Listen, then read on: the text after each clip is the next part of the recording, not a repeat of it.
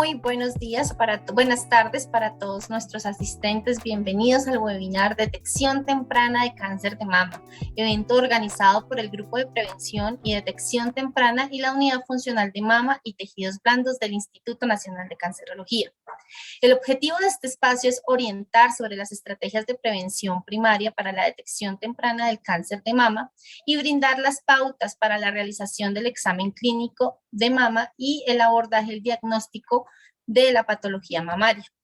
Para esta oportunidad, el webinar de detección temprana de cáncer de mama tendrá el siguiente temario: conceptos sobre detección temprana y tamización para el cáncer de mama, hallazgos clínicos e imagenológicos en enfermedad mamaria benigna y su abordaje diagnóstico, generalidades del tratamiento del cáncer de mama. El webinar está a cargo de la doctora Sandra Esperanza Díaz Casas, coordinadora de la Unidad Funcional de Mama y Tejidos Blandos del Instituto Nacional de Cancerología, cirujana general del Instituto Nacional de Cancerología y de la Universidad Javeriana, cirujana de mama y tejidos blandos del Instituto Nacional de Cancerología y de la Universidad Javeriana, autora de manuales, cursos virtuales y presenciales del Grupo de Prevención y Detección Temprana del Cáncer del Instituto Nacional de Cancerología. Recordamos a todos nuestros asistentes que las preguntas que vayan surgiendo en el transcurso del webinar las podrán hacer en el botón preguntas y respuestas y al final de la intervención la doctora Sandra Díaz dará respuesta. Por otro lado, recordamos diligenciar la encuesta de satisfacción que será enviada a su correo electrónico para poder generar el certificado de webinar. Damos apertura al webinar Detección Temprana de Cáncer de Mama, dándole la bienvenida a la doctora Sandra Esperanza Díaz Casas. Doctora, bienvenida. Buenas tardes a todos. En primer lugar, pues agradecerles porque no es tan fácil conectarse un viernes a las 5 de la tarde a escuchar 1 hora y media sobre detección temprana de cáncer de mama, enfermedad mamaria benigna y generalidades de cáncer.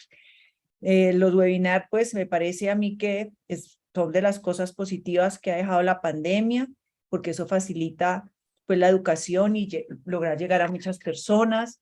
El objetivo de esto es que ustedes adquieran los conocimientos sencillos que les permita realizar un abordaje diagnóstico de las pacientes, saber qué exámenes solicitar y cuándo remitir las pacientes con lesiones sospechosas y a su vez adquieran conocimientos básicos de cáncer de mama.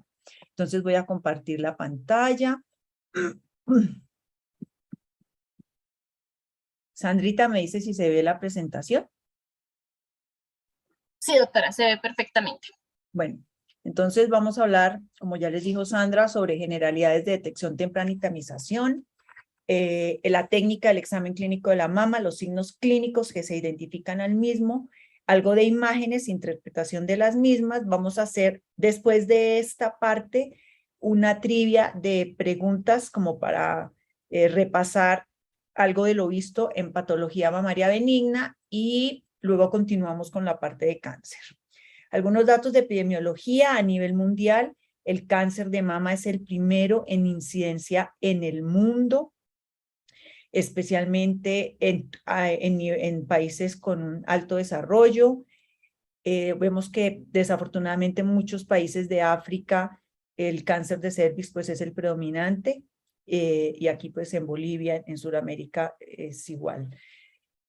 Cuando uno mira los estimativos por números, vemos que el cáncer de mama representa el 24% de la incidencia en el mundo. Hay otros que son de menos frecuencia, seguido por el cáncer de colon y recto en mujeres, cáncer de pulmón, el cáncer de cuello uterino, que ya tiene un porcentaje de 6.5%, esto gracias a la vacunación contra el papilomavirus humano. Si miramos la mortalidad en mujeres en todo el mundo, la mayor incidencia, la mayor mortalidad se presenta en países en vía de desarrollo, de medianos recursos y bajos recursos. Colombia es un país en donde la mortalidad por cáncer de mama es elevada y es la primera, pero vemos algunos países de Sudamérica, África y Asia donde el cáncer de cuello uterino es el primero. Si ustedes comparan Norteamérica y algunos países de Europa, pues es pulmón el de mayor mortalidad. Si vemos en Colombia, la incidencia de cáncer para los datos de Globocan 2020, según IAR es el brazo de investigación de la OMS, la incidencia es de 48.3 por 100.000, en el año anterior, que era el 2018, era de 44, y la mortalidad es de 13.1%, previamente era de 11.9%. Entonces, los de mayor incidencia en Colombia son mama, colon, recto, cuello uterino, tiroides. Si uno revisaba hace varios años, mama era el tercero y estaba de primero cervix, de segundo estómago, pero pues eso ha ido cambiando de manera paulatina. Y por mortalidad, primero mama, luego colon, recto y luego cáncer de cuello uterino. Siempre surgen preguntas cuando uno habla de tamización. ¿Sirve o no la mamografía? La mamografía logra disminuir la mortalidad por cáncer de mama, que ese es el objetivo real de la tamización. El examen clínico de la mama, la ecografía y el autoexamen sirven para hacer detección temprana, como es la tamización para cáncer de mama en Colombia y por qué es tan alta la mortalidad por cáncer en Colombia, especialmente por mama. Unos conceptos básicos: la detección temprana se refiere siempre a mujeres con síntomas, es identificar y atender la población que se presenta con síntomas mamarios o que el médico identifica signos clínicos al examen clínico de la mama. O sea, detección temprana aplica para pacientes con síntomas y tamización aplica para mujeres asintomáticas. Y hay tamización de base poblacional, donde tienen definida la población a la cual se va a apuntar en la tamización, tiene definido un grupo de edad, un rango de ubicación geográfica, etcétera. Y la de base institucional, que es la que realmente se hace en Colombia, que es cuando la mujer por cualquier razón acude al sistema de salud y el médico identifica que está en el rango de edad, que es de 50 a 69 años según la norma, y le ordena una mamografía de tamización. En cáncer de mama ocurren varias cosas. El 80% de las pacientes no tienen factores de riesgo conocido. Hay unos factores de riesgo importantes, como son las mutaciones genéticas, especialmente de alta penetrancia, como BRCA1 y BRCA2, con un riesgo relativo que va hasta 32.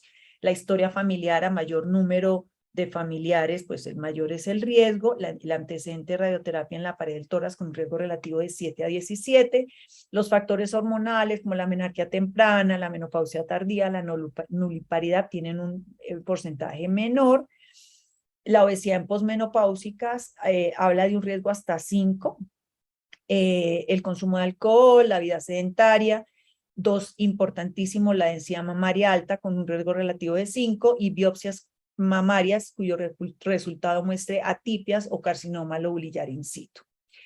Les quiero mostrar esto. La unidad funcional donde yo trabajo en cancerología tiene una base de datos de las principales patologías, mama y sarcomas.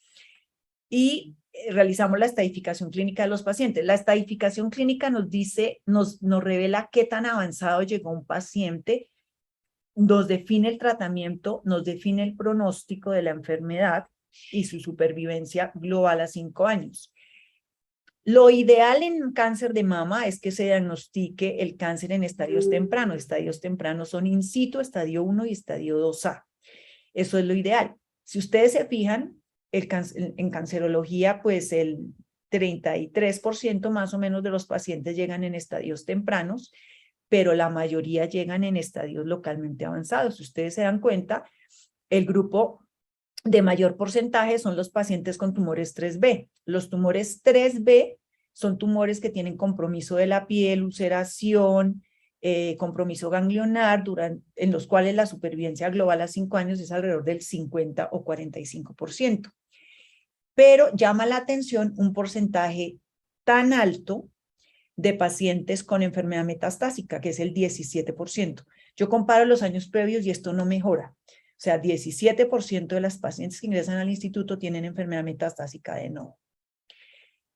¿Y por qué ocurre eso? Este es un estudio de la doctora Piñeros, es un estudio que ella hizo en el 2009 dentro de todas las EPS de Bogotá, y ella quería averiguar cuánto se demoraba el paciente entre el primer síntoma, la primera consulta, entre la primera consulta, el diagnóstico de iniciar tratamiento. Básicamente, el paciente se va a demorar entre un proceso más de 3 meses el 20%, ¿sí? Entre que el paciente vaya y se atienda y se haga su diagnóstico. Pero lo más dramático de este cuadro es la demora en iniciar tratamiento.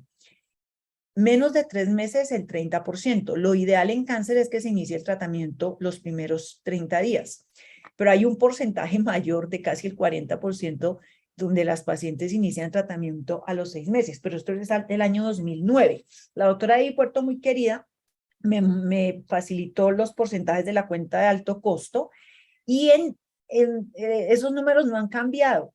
Básicamente, tanto en tumores tempranos como localmente avanzados, la oportunidad de diagnóstico es de 34 días y la del inicio del tratamiento es de 60 días. O sea, eso no ha mejorado. Eso es a nivel de todo el país. Bogotá se comporta un poco mejor que los demás países, pero esto es el reflejo de Bogotá. Bueno, la otra razón por la cual en Colombia no mejora la mortalidad es reflejada en esta diapositiva de IAR 2018. Si ustedes ven el Reino Unido, en todos los grupos de edad, una vez instaurado la tamización con mamografía y el tratamiento, ahora les explico por qué, la mortalidad fue disminuyendo. Si ustedes miran en Estados Unidos, su pico máximo fue acá hacia el año 1996 y después en todos los grupos de edad la mortalidad disminuyó, pero en Colombia no. En todos los grupos de edad la mortalidad va en aumento y la razón es la anterior. Los pacientes tienen demora en la atención y los pacientes llegan en estadios localmente avanzados. Por lo tanto, esa es la razón por la cual en Colombia la mortalidad por cáncer de mama es tan alta. Este es un modelo matemático de un grupo que se llama CISNET. Básicamente eran 8 instituciones súper importantes en Estados Unidos: Mayo Clinic, Stanford, MD Anderson, el Memorial, bueno, y ellos hicieron un modelo matemático.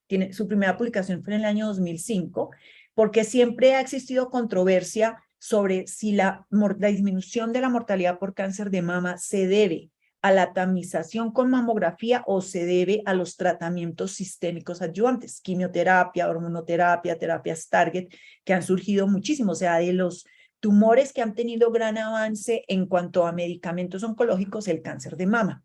Ellos encontraron en esta primera aproximación en el año 2005 que cuando no tamizaban y no tenían terapia adyuvante, pues la mortalidad era superior al 60%. Una vez empezaron la tamización hacia el año 1975, esta curva fue mejorando de manera dramática alrededor de un 15% y la terapia adyuvante alrededor de un 19%, y las dos sumadas lograron disminuir la mortalidad casi un 30%. Pero este mismo grupo en el año 2018 hizo un nuevo modelo porque el tratamiento cambió muchísimo en cáncer de mama desde el año 2012. Entonces, si ustedes se fijan en los últimos años y para el rango del estudio, existían los taxanos que no había antes, la terapia anti-HER2, hormonoterapia con tamoxifeno, con inhibidores de aromatasa, y ahora hay muchísimos más medicamentos. Seguramente si van a hacer la modelación en 5 años va a haber un impacto mayor. Y ellos encontraron, fíjese, que la disminución de la mortalidad debido a las dos razones bajaba muchísimo, casi más del 40%. Viendo en este trabajo publicado en New England Journal of Medicine, ellos encontraron que antes de la tamización con mamografía, un aumento importante del diagnóstico de cáncer, alrededor de un 30%, pero sobre todo de tumores in situ, o sea, de tumores tempranos. O sea, en Estados Unidos, esto es un estudio basado en el SER, que es como el grupo que maneja toda la parte, digamos, como el Registro Nacional de Cáncer de los Estados Unidos. El carcinoma in situ tuvo un aumento importante en su porcentaje, al igual que los tumores menores de 2 centímetros, que son los T1, pero a la inversa disminuyeron los tumores mayores de 5 centímetros y mayores de 3 centímetros. Vamos a hablar ahora de las pruebas diagnósticas. Vamos a hablar primero del autoexamen. El autoexamen, su evidencia se basa en 2 ensayos clínicos grandes realizados hace mucho tiempo en Shanghái y en Rusia, donde ellos entrenaron mujeres en fábricas para la realización del autoexamen mensual versus la no realización. Estos 2 estudios, en un metaanálisis de Cochrane, incluyeron casi 400,000 mujeres y ellos no encontraron que hubiese impacto en la disminución de la mortalidad por cáncer de mama al practicar el autoexamen. Hubo un mayor número de biopsias por enfermedad benigna en el grupo que tamizaron. Entonces, el autoexamen no disminuye la mortalidad por cáncer de mama. Eso es importantísimo saberlo. No se puede recomendar como una prueba única de tamización. Se debe promover como una forma de autoconocimiento y cuidado personal para que la paciente se conozca sus mamas, tenga conciencia que el cáncer de mama es una enfermedad que es de alta incidencia en Colombia y que ante cualquier hallazgo anormal, pues consulte con el médico. El examen clínico de la mama. El examen clínico de la mama, yo tenía un poco de fe en este estudio, pero me defraudó un poco, porque es un estudio realizado por un doctor que se llama Sankar en Kerala, India. Él incluyó conglomerados de mujeres para un grupo de examen clínico y un grupo de control. Encontraron una sensibilidad del examen clínico de la mama del 51% y una especificidad del 94%. Encontraron que diagnosticaron 35 pacientes con tumor temprano en el grupo de intervención versus 16 y fue de manera inversa en el grupo de los cáncer avanzado, pero no tienen reporte de malignidad. Este estudio tenía 3 rondas, pero realmente la única publicación existente en el Journal of National Cancer Institute solamente mostró el reporte de la primera ronda y no hay reportes posteriores. Este es un estudio que hicieron en mujeres taiwanesas donde compararon mamografía de base, mamografía bienal y examen clínico. Básicamente ellos encontraron una disminución de la mortalidad con mamografía, pero nunca reportan los datos de mortalidad de examen clínico, pero sí reportaron una disminución del estadio clínico con base en la mamografía. Entonces, el examen clínico de la mama hace parte del examen físico de toda mujer asintomática mayor de 40 años como norma en Colombia y de toda paciente con síntomas sin importar la edad. Ayuda a disminuir el cáncer de intervalo, es el que se presenta entre una mamografía y otra. Es importante que los médicos sepan cómo es la técnica del examen clínico de la mama, identifiquen los hallazgos. Pero como prueba única de tamización, pues no se podría utilizar. Tiene que combinarse con el examen, con la mamografía. Esta es una revisión que yo encontré de lo más reciente de examen clínico, que es una revisión sistemática. Incluyeron 11 revisiones entre el año 1993 y 2019 y ellos no encontraron que hubiese evidencia directa que el examen clínico disminuyera la mortalidad por cáncer de mama. Sensibilidad de 40 a 60% y la vieron mucho mayor en mujeres asiáticas y jóvenes, seguramente asiáticas y jóvenes porque eran mujeres más delgadas, esa es la razón. En el examen clínico de la mama, la obesidad disminuye la sensibilidad. Contribuye a bajar el estadio de la enfermedad y podría ser útil en lugares donde no haya el recurso de la mamografía. Esta es una revisión sistemática del 2015 donde incluyeron todos los estudios que tenían para esa época de mamografía. Básicamente, los clásicos son 8 ensayos clínicos, incluyeron también casos y controles y 22 estudios de cohorte. Esto, impacto de mortalidad a 13 años, son de 3 metaanálisis independientes. Uno importante es el del Reino Unido, otro es el de Canadian Task Force y el de Cochrane. Todos estos metaanálisis mostraron impacto en la mortalidad por cáncer de mama con el uso de mamografía alrededor del 20%. Un poco mayor en los estudios de corte y casos y controles. Si miramos por rango de edad, ellos reportaron que había un mayor impacto en la disminución de la mortalidad en mujeres mayores de 60 años y esto se debe a que la sensibilidad de la mamografía es mayor en este grupo de edad porque las mujeres mayores tienen más grasas y menor tejido fibroglandular, lo cual hace que se identifiquen mucho más fácil las lesiones. Las mujeres jóvenes usualmente tienen mama densa, eso dificulta la sensibilidad al examen, disminuye esa sensibilidad y por lo tanto se pueden pasar lesiones si no se hace ecografía complementaria. Esta es la revisión de IARC. IARC hace una cosa interesante y es que ellos excluyen los estudios donde estaba combinada la mamografía con ecografía. Entonces, excluyen los estudios que tenían dentro de su diseño la ecografía. Ellos en este grupo de 40 a 49 años solo identifican que hay impacto en la disminución de la mortalidad en el estudio de Malmo, mientras que en el grupo de edad de mayor de 50 años identifican impacto en la mortalidad para este grupo de edad en varios estudios, el estudio de los Congados, el estudio de Copperberg, el estudio del Reino Unido, el estudio de Estocolmo. Si miramos los metaanálisis importantes, además de los que ya les mostré previamente, que era el de Canadá y que era el de Cochrane, les muestro acá el del Nelson, que es el Task Force de Estados Unidos, el de la IAR, que es el de la OMS, el de Magnus y el de Marmot.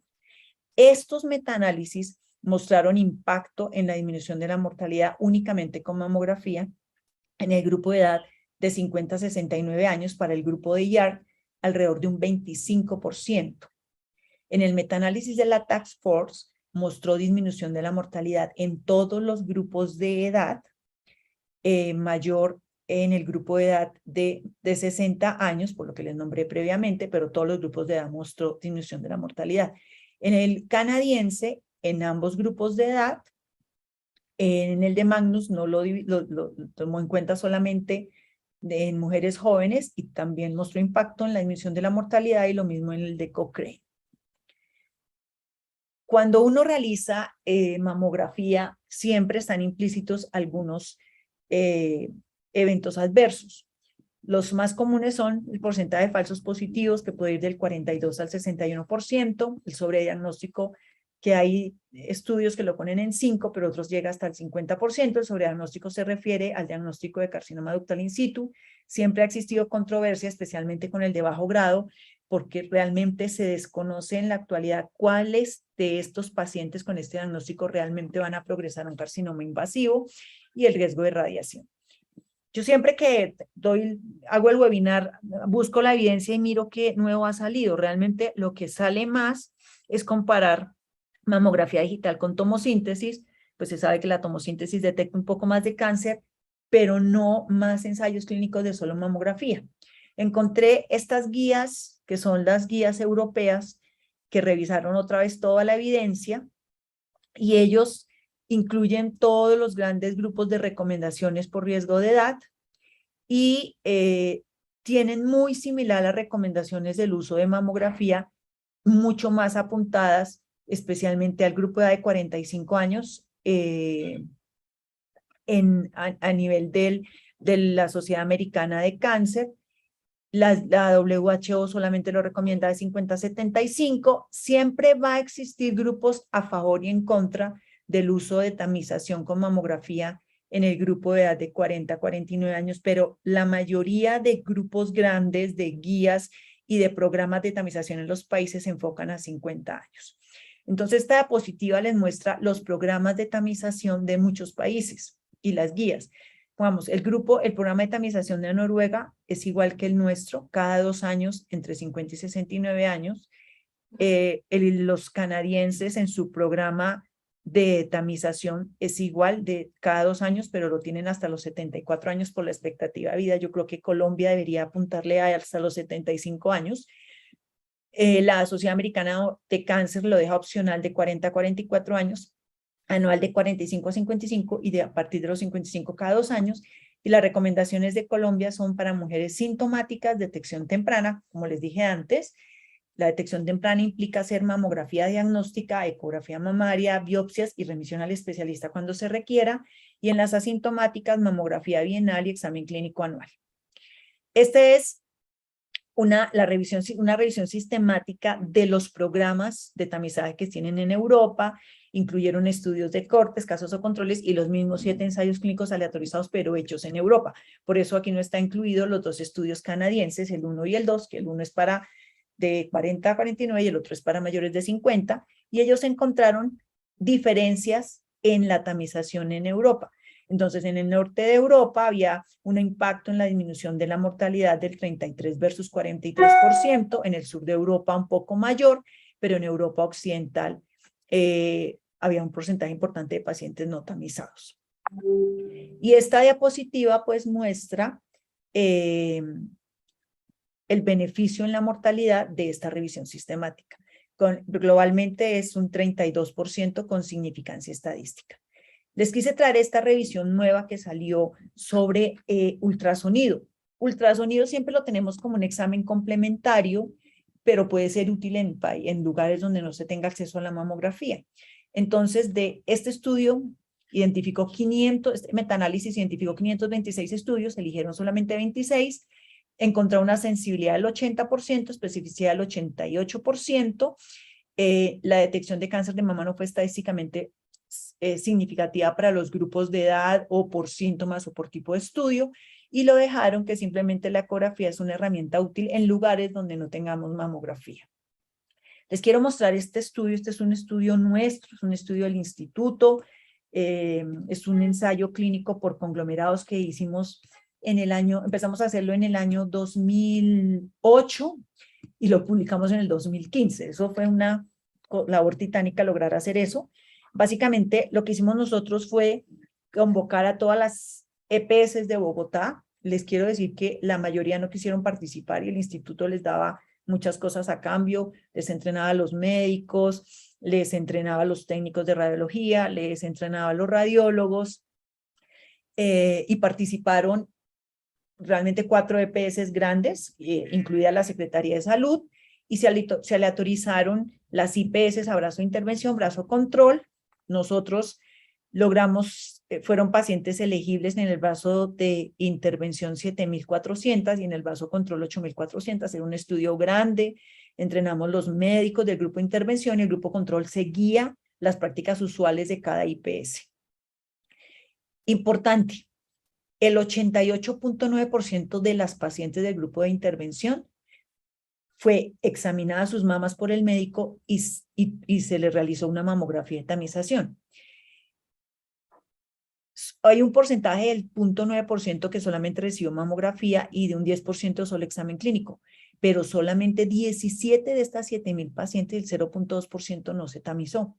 Pero a diferencia del grupo control, pues solamente el 1,4% recibió las dos pruebas, un 10% mamografía, un 1,9% examen clínico solo, y el 86,9% no se tamizaron. Es un porcentaje dramático. Y los resultados también muestran una diferencia en el diagnóstico de cáncer. Obviamente, la línea roja es el grupo de intervención, se diagnosticó un porcentaje mayor de cáncer para el grupo de intervención, pero ese mayor porcentaje de cáncer fue de tumores tempranos, estadio 1, estadio in situ 1 y 2A, un porcentaje importante a diferencia del grupo control. Entonces, en el grupo de intervención, el 72% de las pacientes fueron diagnosticadas con cáncer de mama temprano versus 46% de las pacientes del grupo control.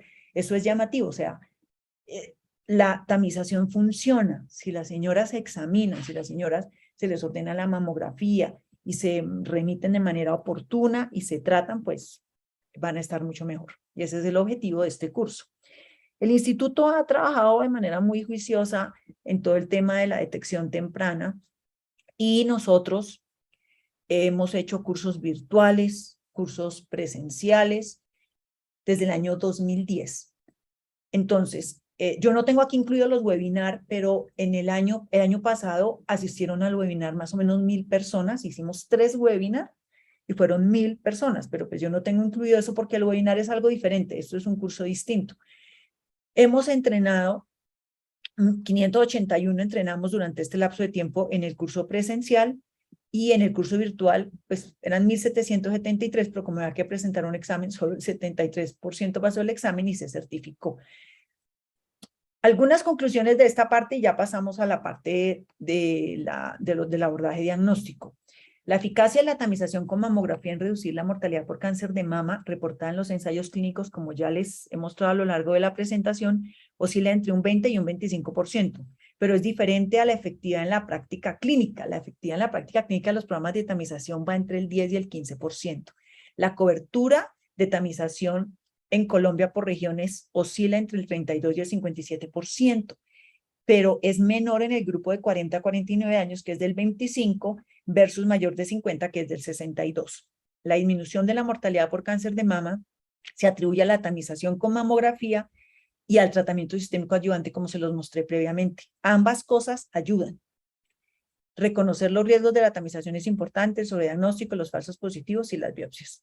La resonancia, se las coloqué simplemente ahí porque su uso está limitado solo al grupo de alto riesgo, pacientes con mutaciones genéticas diagnosticadas o pacientes con antecedentes de radioterapia en la pared del tórax y para casos específicos de cáncer. Entonces, las preguntas iniciales, la mamografía de tamización sí disminuye la mortalidad por cáncer de mama y la mortalidad en Colombia es elevada por problemas dados por la baja cobertura de la mamografía, dificultad para el acceso a los servicios, diagnóstico tardío de la enfermedad, deficiente oportunidad para el inicio y continuidad de los tratamientos.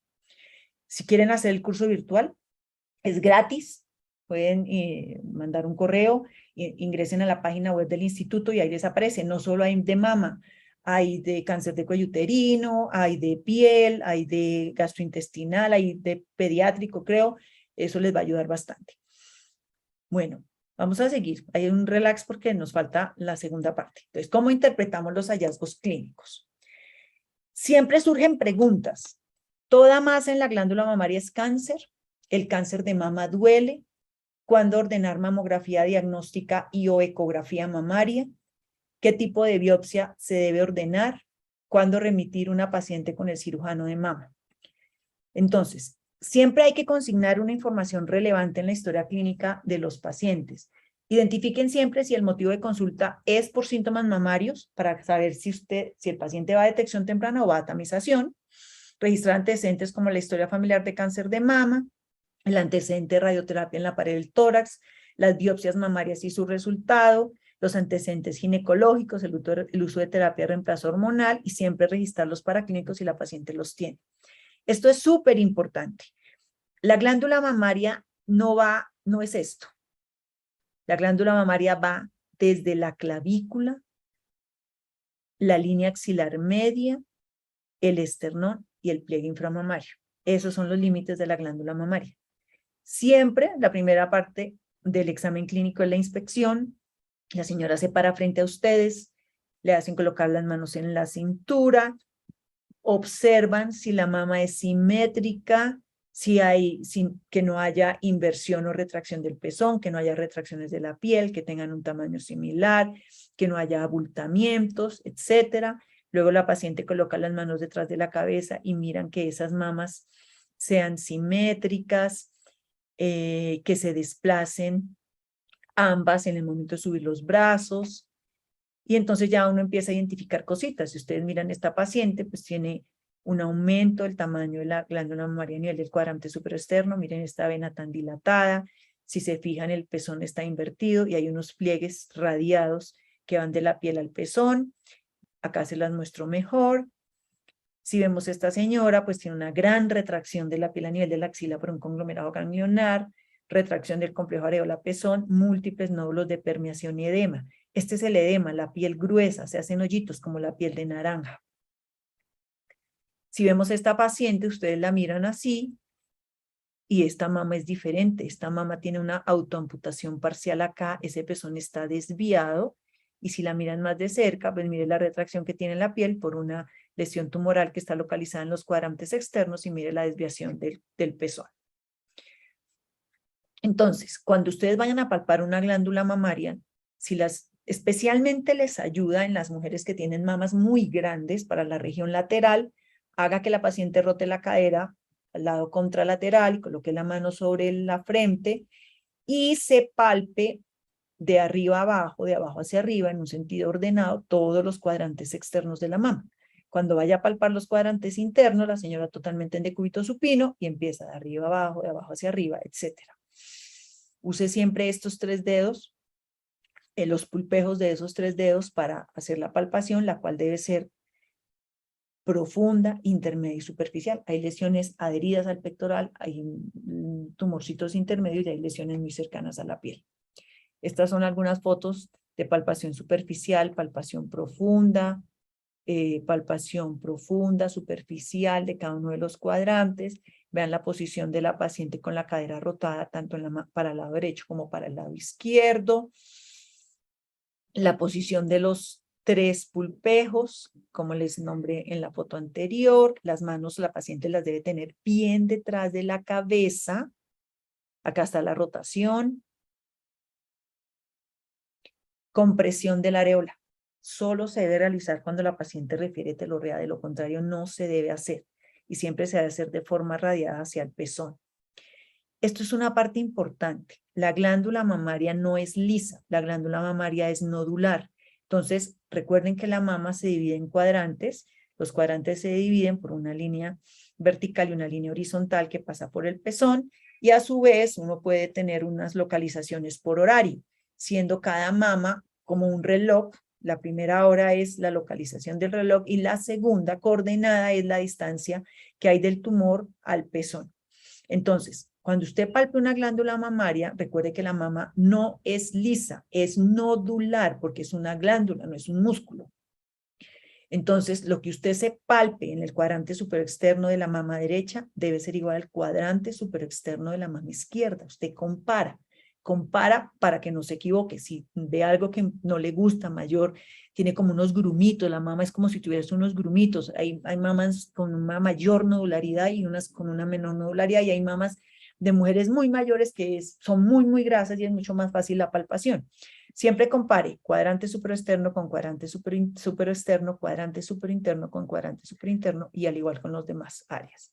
Usted puede palpar esto, entonces usted dice, uy, este tejido mamario lo siento súper grueso en toda la parte superior y así no es en los cuadrantes inferiores.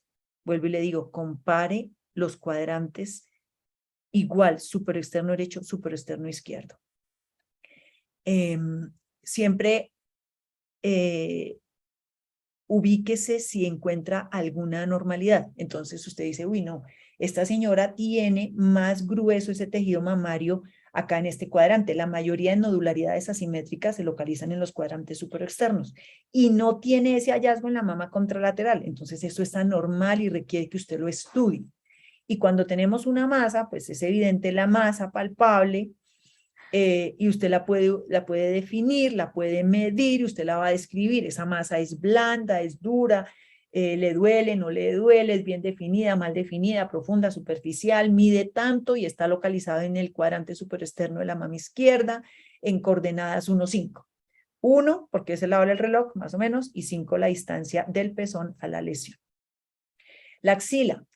Es normal que las mujeres tengan adenopatías axilares, banales, móviles, simétricas, pero cuando usted palpa una masa axilar dominante en una axila y no está presente en la axila contralateral, o si el radiólogo le dice, observo unos ganglios con pérdida del hilo graso, con engrosamiento de la corteza, que requieren evaluación, pues a esa paciente hay que remitirla para que le hagan una biopsia y sea el especialista el que defina qué le va a hacer. Esto es verdad. Recordando aquí. Hay 4 cosas que uno identifica, 4 hallazgos grandes que uno identifica al examen clínico de la mama. El primero es masa o nódulo, el segundo es nodularidad asimétrica, el tercero es telorrea y el último cambios cutáneos. Vamos a hablar de uno por uno. La masa. La masa es una lesión con características clínicas definidas en cuanto a la forma, los bordes, el tamaño.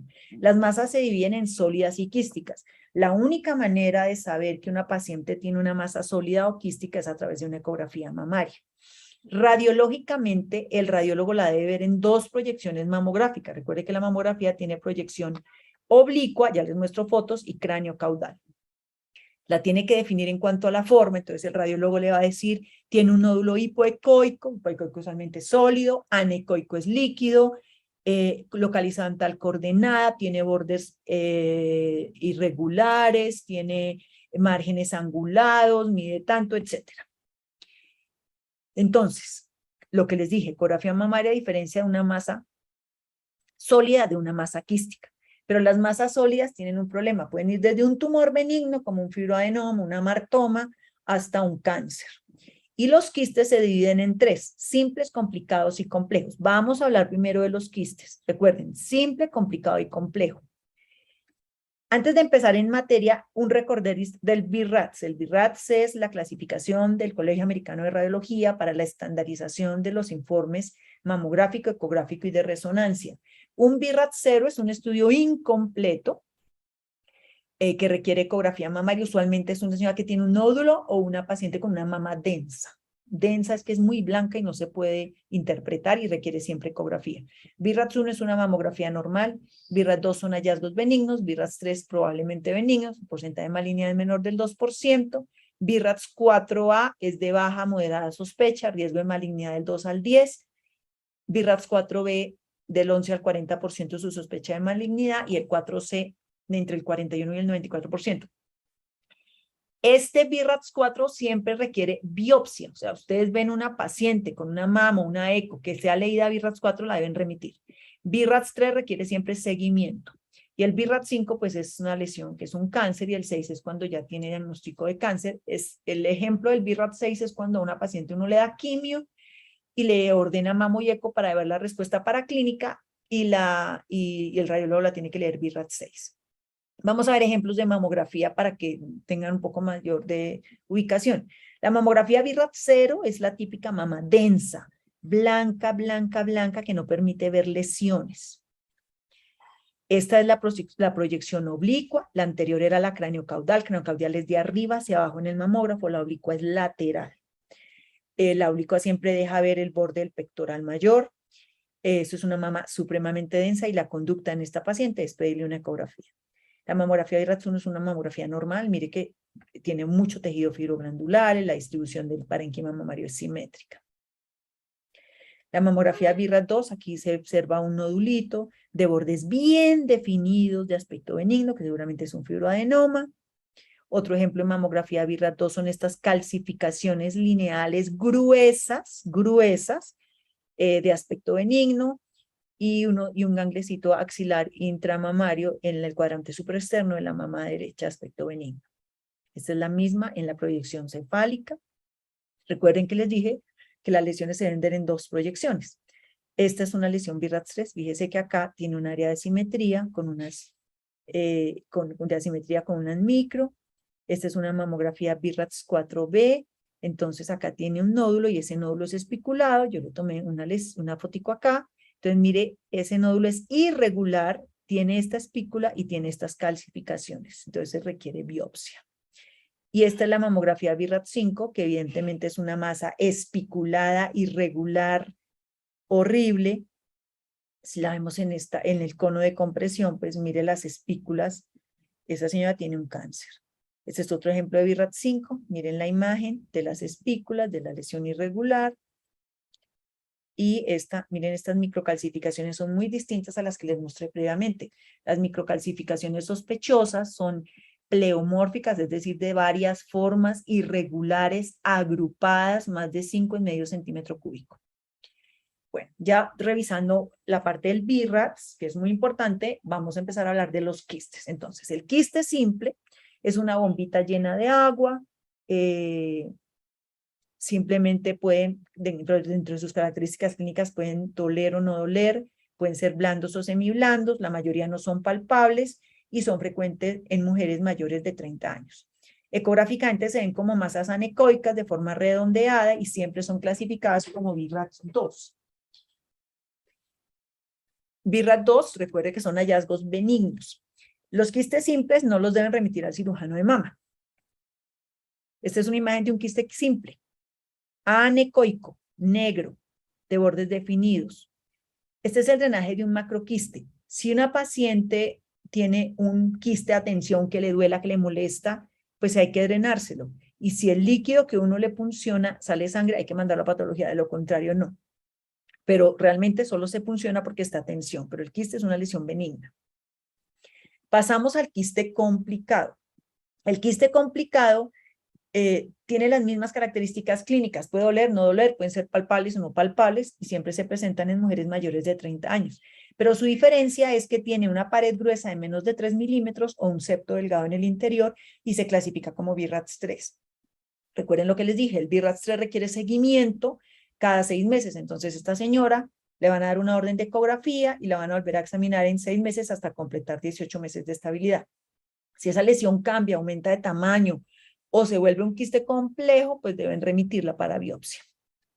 Y el quiste complejo tiene similares características clínicas que el anterior, pero se diferencia desde el punto de vista radiológico porque tiene una masa sólida en el interior, tiene septos gruesos o pared gruesa mayor a 3 milímetros o una masa sólida en el interior, y ese es un BRAF 4. Entonces, quiste simple, BRAF 2 normal, quiste complicado, BRAF 3 seguimiento, y quiste complejo, biopsia siempre, siempre biopsia. O se le pide un BACAF cuando es por septo grueso, pared gruesa, o se le pide una biopsia trucus de la masa sólida en el interior. Esta es una foto de un quiste complejo. Miren, no se ve la parte anecoica como en la anterior foto, sino se ve la imagen hipoecoica en el interior. Vamos a pasar a la masa sólida. La masa sólida, recuerden que va desde la benignidad hasta la malignidad, puede ser de bordes bien definidos o mal definidos, doler o no doler, blanda, móvil, semiblanda, dura, etcétera. Es hipoecoica. Siempre se identifica en 2 proyecciones por ecografía. Puede tener bordes definidos en una lesión benigna o bordes angulados en un cáncer y va desde el BIRAT 2 hasta el BIRAT 5. Entonces, esta es una lesión sólida, muy diferente a la que les nombré, y esta es una masa irregular muy, muy feíta, que es un cáncer. Vamos a ver algunas fotos para distraerlos un poco de tanto diapositiva con múltiples frases. Esta es una paciente que, si ustedes la miran, tiene un aumento del tamaño en la mama derecha y tiene marcado el brasier. Eso se debe a que tiene edema. Esta es una paciente con una gran lesión tumoral. Estos son casos del instituto. Una gran lesión tumoral en algunas áreas ulcerada, con edema, con un tumor muy, muy avanzado. Esta es otra paciente que usted la ve desde el punto de vista de inspección asimétrica, tiene retracción de toda la región retroareolar y tiene una gran masa tumoral a nivel de los cuadrantes superiores. Este es un tumor ulcerado, con retracción completa y desaparición casi ya del complejo areola-pezón, con edema. Esta es una paciente con una enfermedad súper avanzada. Mire el compromiso de la piel en la mama izquierda y el conglomerado ganglionar en la axila. Esta es otra paciente con una gran masa tumoral, pero esta señora no tiene cáncer. Esta señora tiene un tumor filoso, pero es muy, muy similar la presentación clínica, pero pues su histología es diferente. Y esta es otra paciente con un cáncer de mama infraclavicular. Recuerden lo de los límites mamarios, la mama va desde la clavícula. Y acá se observa pues la gran lesión tumoral en los cuadrantes superiores. Y esta es menos perceptible, pero aquí está un aumento del volumen de la mama derecha por un cáncer de mama temprano. Y esta pues es una lesión dramática, un tumor ulcerado, sangrante, que desafortunadamente nos llegan así. Los tumores sólidos benignos más comunes son el fibroadenoma. Para ustedes es muy común. Esto es un tumor bifásico, es decir, que tiene componente epitelial y estromal. Es de mujeres jóvenes, la mayoría son pequeños y asintomáticos. Solo se deben operar si las masas duelen, si miden más de 5 centímetros, si la biopsia muestra atipias o es un fibroadenoma complejo. Si la señora tiene más de 40 años, porque no es la edad de presentación del fibroadenoma, puede ser un tumor filoes, que también es un tumor bifásico, pero con unas características histológicas distintas, o los fibroadenomas que aumenten de tamaño durante el seguimiento. Otra lesión común es la necrosis grasa, que es una masa indolora superficial relacionada con trauma o antecedentes quirúrgicos. Como ahora las señoras tienen tantas cirugías estéticas, pues es algo que es muy frecuente. Los amartomas son tumores benignos, se presentan en mujeres mayores de 35 años, son un poco más blandos que los fibroadenomas. Los tumores papilares, que son tumores que se originan en el epitelio de los ductos mamarios, usualmente son retroareolares y su principal cuadro clínico de presentación es la telorrea hemática. Y los adenomas, que son tumores benignos, se clasifican en tubular, apocrino, pleomórfico, ductal y son tanto en mujeres jóvenes como en adultas. Esto es un estudio viejito de Dupont y Page, que básicamente lo que hizo fue clasificar las enfermedades de acuerdo al riesgo de cáncer. Entonces, él clasificó las enfermedades no proliferativas, que son las que tienen 0 riesgo de cáncer. Ahí están los quistes, la ectasia ductal, el fibroadenoma, la hiperplasia epitelial leve. Luego vi un grupito intermedio con un riesgo relativo de 1.5 a 2. Ahí están el papiloma intraductal, la hiperplasia moderada, la hiperplasia ductal usual, la cicatriz radial, la adenosis esclerosante. Y luego vienen las enfermedades proliferativas con atipia. Y en este grupo está la hiperplasia ductal atípica, la hiperplasia lobular atípica, y esta sí hay que ponerles mucha atención porque su riesgo relativo es de 4.5 a 5. Entonces, ¿qué hace uno con una masa palpable? Ya saben que las masas son sólidas, que las masas son quísticas y que los quistes, cuando es complejo, tiene que ir a biopsia y que las masas sólidas palpables deben ir a biopsia. Entonces, si la señora tiene menos de 35 años, le va a solicitar una ecografía mamaria, porque en mujeres jóvenes la mamografía no tiene buen rendimiento por las mamas densas, entonces se prefiere usar ecografía. Y en mayores de 35, ambas pruebas diagnósticas. Si ustedes no ven la masa, usted le palpa la masa a la señora, pero no la ve ni en mamo ni en eco, debe remitirla, porque hay falsos negativos y la señora puede tener un cáncer. Entonces, siempre Si usted la palpa, usted está seguro que palpe esa lesión, pero no se ven imágenes, remitirla. No se meta usted en ese lío, que el especialista le defina lo que le vaya a hacer a la paciente. Masa vista en mamografía, pero en eco, biopsia Trucut. Si es mayor de 2 centímetros, yo no la palpa. Si no, pues se va a pedir biopsia Trucut guiada por imágenes, mamografía suros o estereotaxia a través del mamógrafo. Si se ve en eco, la vamos a ver acá. Entonces, los hallazgos de ecografía. Mamografía lo vimos anteriormente. Quiero hacer un paréntesis. Cancerología tiene en su página web unos manuales. Estos flujogramas están en los manuales, lo pueden bajar y son gratis. cancer.gov.co, yo ahora se los escribo en el chat, y ahí hay un link de manuales, o si me ayuda Sandra, por favor, y se los coloque en el chat. Y estos flujogramas están en el manual lo pueden descargar, es gratis y yo creo que les va a ayudar bastante, ojalá lo puedan leer, porque lo importante de este webinar es que aprendan eso. Entonces, vamos a las masas quísticas. Si es un quiste simple y tiene síntomas, o sea, está a tensión, pues lo vamos a drenar. Si es hemático y no desaparece, pues vamos a remitir el paciente. Si es un quiste complicado, lo vamos a ver cada 6 meses con ecografía y mamografía hasta completar 18 meses. Si aumenta de tamaño, lo vamos a remitir. El quiste complejo, siempre le vamos a hacer biopsia, o BACAP guiado por eco o biopsia Trucut del componente sólido, y se debe remitir al cirujano de mama. Si la masa es sólida, es un BIRAT 2 o 3. Si es una masa de más de 2 centímetros, le hacemos, usualmente es si es un fibroadenoma clásico, pero es palpable, pues le hacemos la biopsia. Y si mide menos de 2 centímetros y se ven imágenes, pues le hacemos una biopsia guiada por eco cuando es sospechoso. Y en BIRATS 4 o 5, pues todos van a ir a biopsia y todos se deben remitir. Entonces se lo repito acá. Masa sólida palpable, BACAF tomado de manera directa. BIRATS 2 siempre preferimos BACAF. BIRATS 3, BACAF o biopsia Trucut. Recuerde que es masa palpable. ¿Listo? O sea, si palpamos la masa, debe tener diagnóstico histológico. Uno en el BIRATS 2 le hace BACAF, pero BIRATS 3 prefiere hacerle Trucut.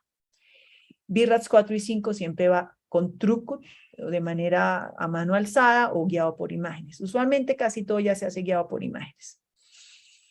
¿Cómo se hace en las lesiones que identificamos en mamografía? Recuerden que podemos tener, lo anterior que vimos fue para masa palpable, los tipos de biopsia. Los quistes ya los tenemos súper claros, solo el complejo que es el BIRATS 4 va a biopsia. Y en la mamografía podemos encontrar los siguientes hallazgos: asimetría o áreas de distorsión de la arquitectura, microcalcificaciones o masa.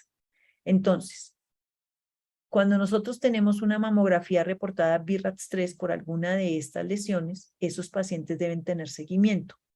En las áreas de asimetría o distorsión de la arquitectura siempre se debe pedir un cono de compresión para evaluar si esa asimetría abre con la compresión o persiste. Si persiste, es una real asimetría focal y requiere seguimiento, y siempre vamos a pedir ecografía mamaria. Si la ecografía no mamaria nos sale que tiene una masa sólida la señora, pues la tenemos que remitir y biopsiarla. Pero si la ecografía nos sale normal y sigue siendo BIRATS 3, pues le vamos a hacer seguimiento cada 6 meses. Lo mismo a las microcalcificaciones. Esas microcalcificaciones de aspecto benigno que las coloca el radiólogo BIRATS 3, debemos hacer mamografía a la señora cada 6 meses y examinarla hasta tener 18 meses de estabilidad. Si las lesiones, llámese el área de asimetría o las microcalcificaciones, aumentan en número, cambian de forma, pues se deben remitir para biopsia. Y las masas, siempre que vean una masa en una mamografía, le deben pedir ecografía mamaria. Si la ecografía sale anormal, pues hacemos lo del flujograma anterior. Si la mamografía sale normal, pero la masa es palpable, debemos remitir a la paciente. O sea, mamografía con masa palpable y ecografía normal la debemos remitir. BIRATS 4 o 5, básicamente se da porque la paciente tiene una masa espiculada irregular, microcalcificaciones pleomórficas agrupadas, áreas de distorsión de la arquitectura o asimetría, y estas pacientes deben ir a biopsia, Trucut guiada por mamografía o remisión a cirugía de mama. Los tipos de biopsia que se hacen a través del mamógrafo, vuelvo y se lo repito, estereotaxia suroso mammotome. Entonces, hay unas lesiones que no se ven en mamografía. Son las micro, algunas áreas de distorsión de la arquitectura o asimetrías, debe hacerse la biopsia guiada por mamografía. Vamos a pasar a hablar de la anobularidad asimétrica. La anobularidad asimétrica Recuerden la fotico que les mostré antes. Esta es la nodularidad simétrica. Es una área de mayor cantidad de tejido mamario localizada en un cuadrante de la mama que no está presente en la mama contralateral. Siempre requiere evaluación. Entonces vamos a ver cómo la evaluamos. Miramos la de la paciente. Menor de 35 años le van a pedir ecografía, al igual que en la masa palpable.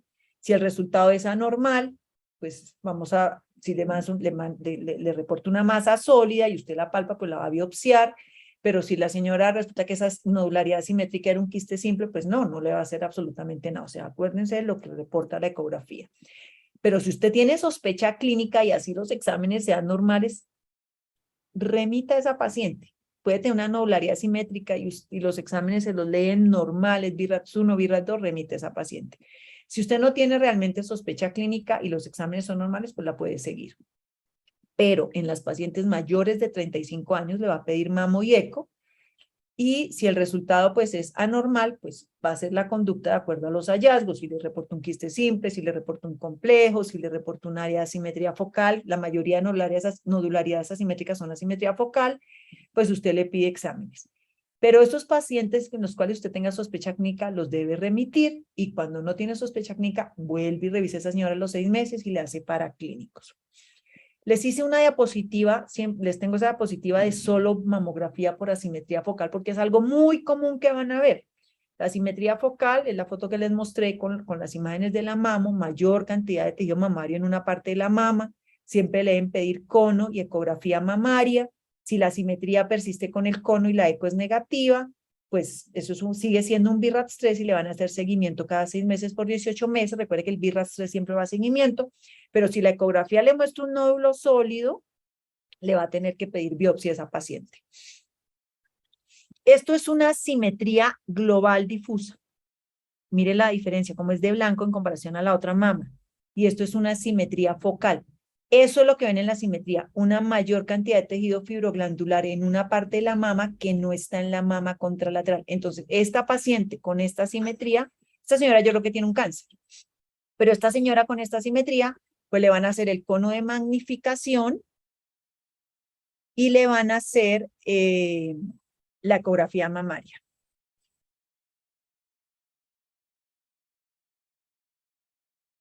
¿Perdón? Entonces, vuelvo y les muestro. Ese es el mismo, este es el flujograma que les mostré previamente, pero este es el que aparece en el manual. Lo mismo que les mostré previamente. Se los muestro acá en esta foto porque es como aparece en el manual para que ustedes lo puedan bajar. Vamos a hablar de telorrea. La telorrea básicamente se clasifica en no espontánea y espontánea, y de acuerdo al color, si es una telorrea blanquecina, si es una telorrea amarillenta verdosa, si es una telorrea sanguinolenta, serosanguinolenta y alina unilateral o persistente. Vamos a hablar de cada una de ellas. La telorrea blanquecina es esa típica señora que dice, ay doctor, yo me oprimo el pezón y entonces eso me sale blanco, pero cuando yo me dejo oprimir pues no me sale. Esa es la mayoría de telorreas fisiológicas. La señora que dice, no, es que me sale leche a toda hora, me mancha el brasier, esa señora de pronto tiene una hiperprolactinemia o tiene un hipotiroidismo o está asociada a medicamentos. Entonces, interróguenla, y si es persistente, espontánea, pues descártenle estas dos patologías con paraclínicos, y si no, señora, suspenda la expresión del pezón y con eso va a mejorar. Este es un ejemplo de telorrea blanquecina. La telorrea amarillenta verdosa, esa es la típica ectasia ductal. La ectasia ductal, ¿por qué se produce?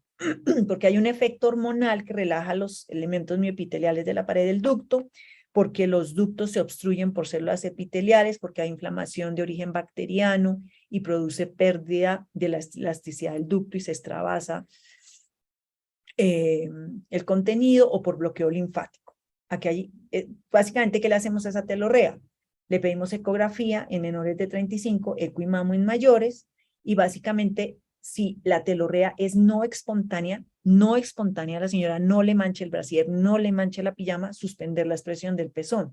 Pero si esa telorrea es espontánea, persistente, o la señora tiene complicaciones de la ectasia como fístula, absceso, mastitis, pues esa señora toca remitirla porque hay que hacer una resección de conductos terminales. Y la última telorrea, ahora se lo resumo en un flujograma, es la telorrea que es sospechosa, la telorrea sospechosa es sanguinolenta, cero sanguinolenta, hialina, serosa, espontánea, es la señora que dice me sale sangre por el pezón, me mancha el brasier, me mancha la pijama. Ese tipo de telorrea es muy sospechosa, lesiones papilares, estos pacientes siempre lo deben remitir. Los tumores papilares van desde la benignidad como un papiloma intraductal hasta el carcinoma papilar. Entonces, ojo, esa señora que dice que le sale sangre o agua por el pezón, que le moja el brasier, que le moja la pijama, le piden exámenes y la remite.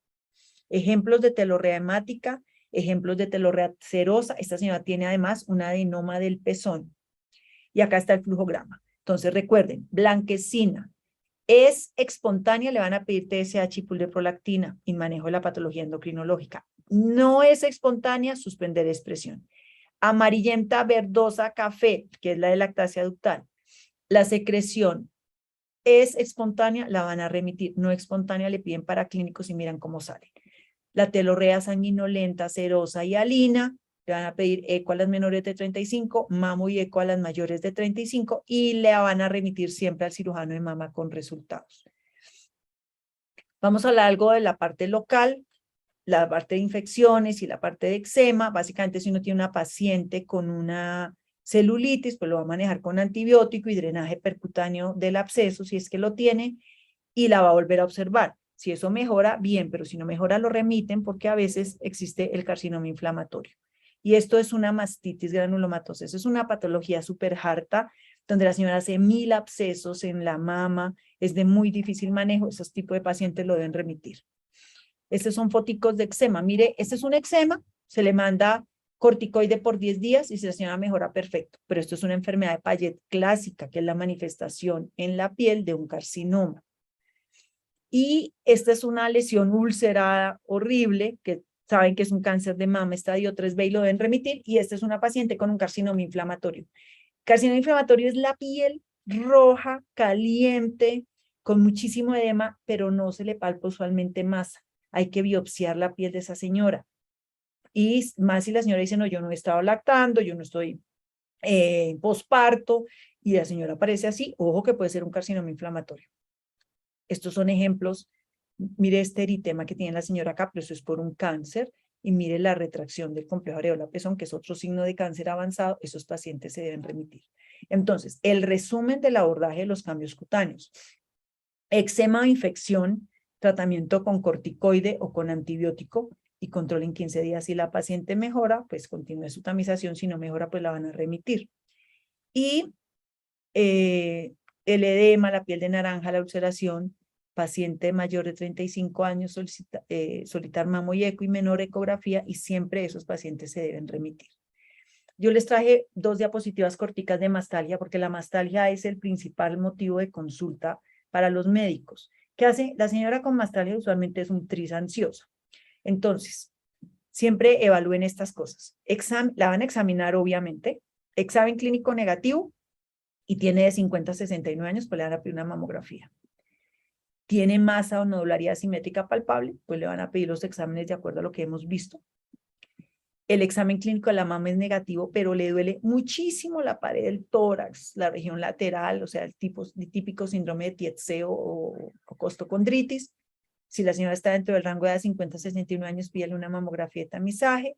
De lo contrario, y con mamografías y exámenes negativos, tranquilícenla y explíquenle que es debido a un dolor osteomuscular. ¿Qué tratamiento le van a dar? La paciente tiene mastalgia cíclica o no cíclica, examen negativo y para clínicos normales, tranquilícele, explíquele que la mastalgia es una condición fisiológica, dele analgésicos, que mejore el soporte de las mamas, eso les ayuda mucho, esos brasieres postquirúrgicos o esos brasieres deportivos que no tengan varilla. En las nodularidades, esas nodularidades importantes les puede servir mucho el Evening Prime Rose Oil. La paciente tiene masa o nodularidad y hallazgos positivos en los exámenes, pues obviamente le van a tomar la conducta de acuerdo a lo que ya hemos visto. Y examen clínico negativo con paraclínicos normales y es mastalgia osteomuscular, analgésicos tópicos, cambio de brasier, que no cargue cosas tan pesadas, etcétera, etcétera, etcétera. Algunos mitos. Vitamina E, la vitamina E no sirve ni como quimioprevención ni para el tratamiento de la mastalgia. Eso es un placebo. No hay ningún ensayo clínico que compare vitamina E versus un placebo y que diga que sirva. ¿La condición firoquística es una enfermedad? No, la condición firoquística se refiere a la anoblaridad y mastalgia, eso es un término que no se debe usar. ¿Dolor mamario diagnóstico de cáncer? No. En menos del 5% de las pacientes con cáncer tienen dolor en el sitio del tumor. Menos del 5%, usualmente el cáncer no duele. Uso de desodorante aumenta el riesgo de cáncer, no. Bebidas oscuras, mayor riesgo de cáncer, no. La mamografía produce cáncer de mama, no. Aquí les traje un resumencito chiquito de las indicaciones de las mamografías, la eco y las biopsias, para repasarles. Mamografía de tamización, recuerde que es para mujeres asintomáticas entre 50 y 75 años. En Colombia está entre 69, pero yo lo creo que se debe hacer hasta los 75 por la expectativa de vida. Y eso yo creo que se debe cambiar a futuro cuando vamos a hacer las guías. Mamografía diagnóstica, paciente con síntomas mamarios, hallazgos positivos al examen clínico mayor de 35 años, ayuda con masa palpable, nodularidad asimétrica, telorrea sospechosa, o seguimiento del BIRATS-3 mamográfico, es decir, las microcalcificaciones, las áreas de distorsión de la arquitectura, las asimetrías focales. Ecomamaria le va a diferenciar una masa sólida de una masa quística cuando observe una asimetría focal en mamografía, masa palpable nodularia asimétrica, telorrea espontánea en paciente de cualquier edad, siempre que exista una mamografía BIRATS-0 por mama densa o nódulo o algún hallazgo, y el seguimiento del BIRATS-3 ecográfico, que es el quiste complicado. Las biopsias mamarias, BACAF para tumor palpable BIRATS-2 y algunos BIRATS-3, biopsia TRUCUT de las masas palpables y no palpables BIRATS-4 y 5, y en algunas 3 vistas en ecografía, biopsia por estereotaxia suros mamotón en lesiones BIRATS-4 o 5 vistas únicamente en mamografía, que son masas, microcalcificaciones, áreas de distorsión de la arquitectura o asimetrías. Siempre que hago este curso me preguntan sobre las indicaciones de genética, de remisión a genética, entonces les coloqué esta diapositiva. Dentro de la unidad funcional nosotros hemos ido realizando consensos de algunas cosas de tratamiento para tener como un estándar de manejo. Y entonces, pues básicamente adoptamos las recomendaciones de las guías del NCCN, y las indicaciones para remisión a consejería genética son 2 casos de cáncer de mama en familiares cercanos del mismo linaje, puede incluir el paciente, diagnóstico de cáncer de mama antes de los 45 años o en menores de 50 ante el poco conocimiento de antecedentes familiares, múltiples tumores primarios en la paciente con cáncer de mama en hombres siempre debido a genética, cáncer de mama bilateral sincrónico metacrónico, antecedentes familiares asociados a un síndrome específico, por ejemplo, síndrome de cáncer de mama, ovario, próstata, páncreas o cáncer de mama en hombres, síndrome de Lynch, que se asocia a cáncer colorectal, endometrio, ovario, gastrointestinal, el síndrome de cáncer, esto es cuando hay un CDH4, que es el cáncer gástrico difuso y cáncer de mama, y paciente con un síndrome hereditario para cáncer de mama triple negativo, es cáncer de mama triple negativo, para identificar un síndrome hereditario o con fines terapéuticos. Básicamente son esas. El instituto, las unidades de mama y oncología hemos realizado varios consensos y tenemos ya unas actualizaciones previas, y ahora vamos a publicar esta, lo pueden bajar, yo creo que por ahí en un mes ya está en la página web. Indicaciones de remisión a cirugía de mama. ¿Qué van a remitir? Masa palpable con paraclínicos normales, mamografía reportada BIRATS-4 o 5, ecografía reportada BIRATS-4 y 5, masa y nodularidad asimétrica palpable con mamografía y ecografía reportadas BIRATS-3, 4 o 5, telorrea espontánea persistente unilateral hemática, seromática o hialina, eczema o infección que no resuelva con corticoides y sospecha clínica o duda diagnóstica. ¿Qué no remitir?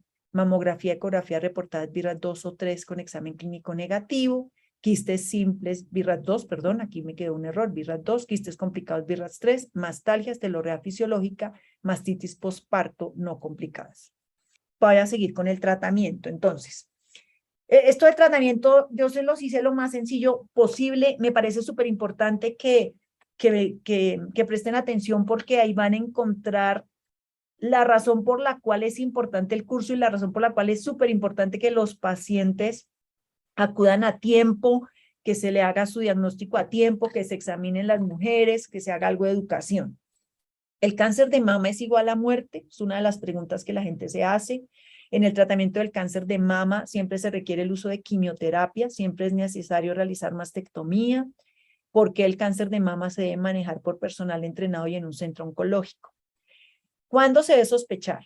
Se debe sospechar en una paciente con una masa palpable de reciente aparición, especialmente con una edad mayor a 40 años, pacientes con telorrea hemática, retracción de la piel, edema, enopatía palpable unilateral, anormalidad en paraclínicos dada por masa sólida, angulada, irregular, espicular, todas esas fotos que les mostré, microcalcificaciones sospechosas, áreas de distorsión de la arquitectura o asimetrías, BRAF 4 o 5. Esta es una foto que les mostré previamente, el área de retracción. Esta es una foto dramática. Esta es una señora con un cáncer de mama metastásico. Esa señora tenía metástasis en todos los lados. Era impresionante. Era de hígado, pulmón, cerebro. Mire, tiene un tórax en coraza. Por eso les muestro esa foto. Es dramático. Pero eso es lo que nosotros vemos. Esta es una paciente con una gran lesión tumoral arriba. Fíjese que es infraclavicular. Esta es una paciente con un cáncer de mama localmente avanzado, edema de toda la glándula mamaria, una gran lesión tumoral. Mira la limitación para subir el brazo por el compromiso ganglionar, etcétera. Esta es la foto típica del cáncer de mama, una masa especulada pleomórfica con microcalcificaciones. Esta es otra foto de una paciente con múltiples microcalcificaciones sospechosas que es un cáncer. Esta es una imagen de un cáncer de mama por eco. Siempre que uno tiene una paciente con cáncer de mama, pues lo más importante es tener el diagnóstico histológico. La biopsia debe decir qué tipo de carcinoma es, ductal, lobulillar, qué grado histológico tiene. Siempre debe tener el paciente marcadores de inmunistoquímica, porque eso es lo que nos define la biología del tumor y en gran parte pronóstico y por supuesto el tratamiento, receptores de estrógeno, progesterona, HER2, Ki67. Debe tener mamo y eco de buena calidad para evaluar qué cirugía se le va a hacer. Estudios de extensión, usualmente en los tumores tempranos pedimos radiografía, ecografía, gammagrafía ósea. En los localmente avanzados todos van con TAC. Hay otros exámenes dependiendo de los síntomas. Este es el típico cáncer de mama, la histología es un cáncer de mama infiltrante, pasa a la membrana basal.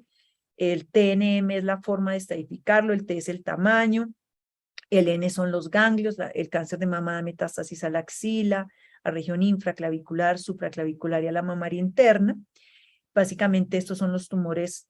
Uno es un tumor menor, estadio 1 es un tumor menor de 2 centímetros, un estadio 2A es un tumor de 2 a 5 centímetros sin ganglios, el 2B es el que ya tiene ganglios con esos tamaños, el 3A es el que tiene compromiso de los ganglios a nivel axilar, conglomerados ganglionares fijos o mide más de 5 centímetros, y el estadio 3B pues son todas las fotos que les he mostrado con el edema y esas cosas dramáticas.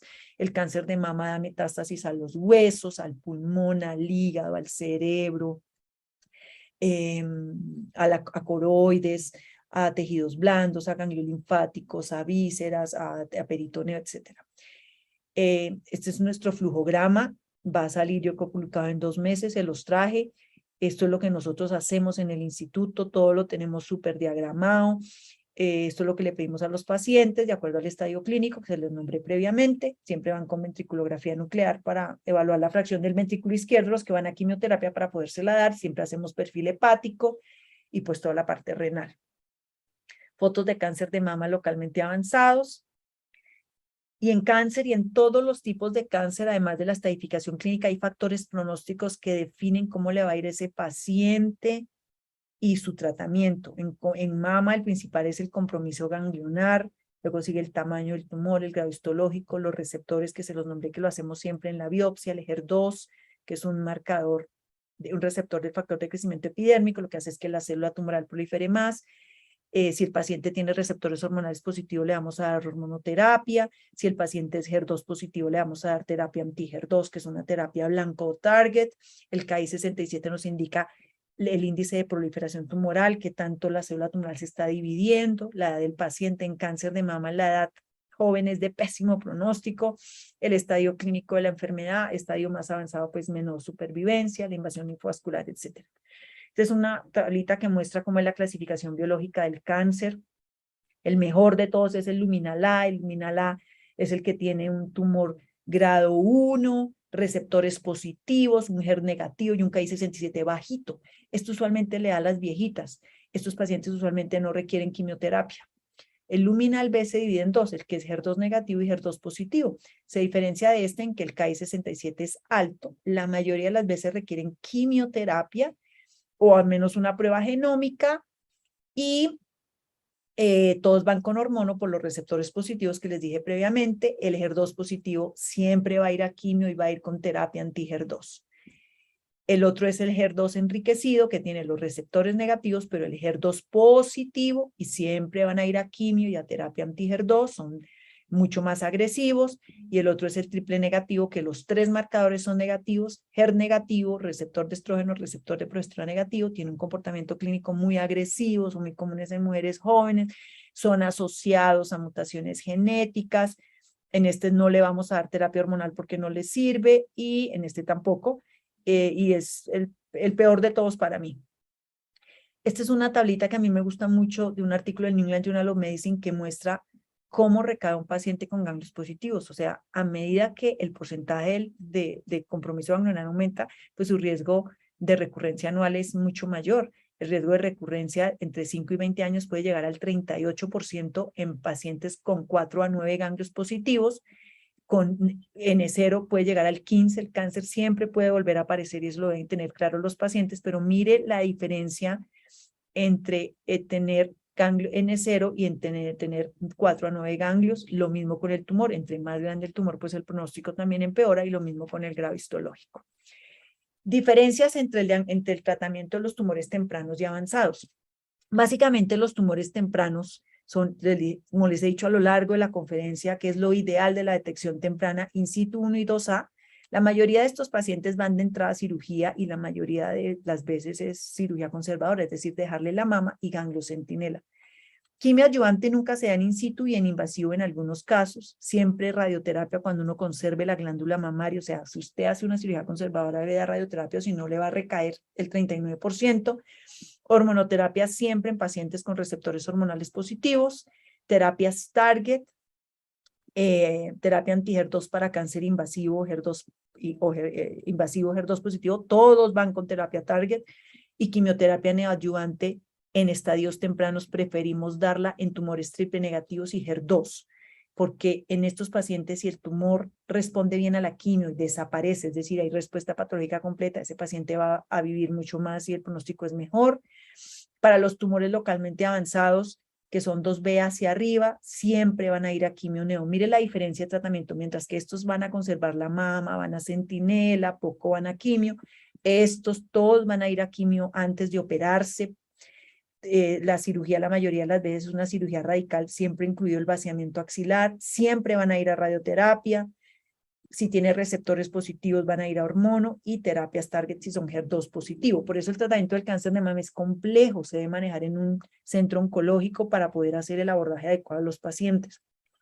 La cirugía conservadora, pues el paciente, para poderle hacer una cirugía conservadora, deben ser pacientes con una buena relación seno-tumor, no tener tumores multicéntricos, tener disponibilidad de radioterapia y no contraindicación para recibirla, seguimiento adecuado, entrenamiento adecuado, y la supervivencia es igual a la mastectomía. Aquí les traje fotos, es una cuadrantectomía superexterna de la mama derecha, con un muy buen resultado estético, es un posoperatorio inmediato.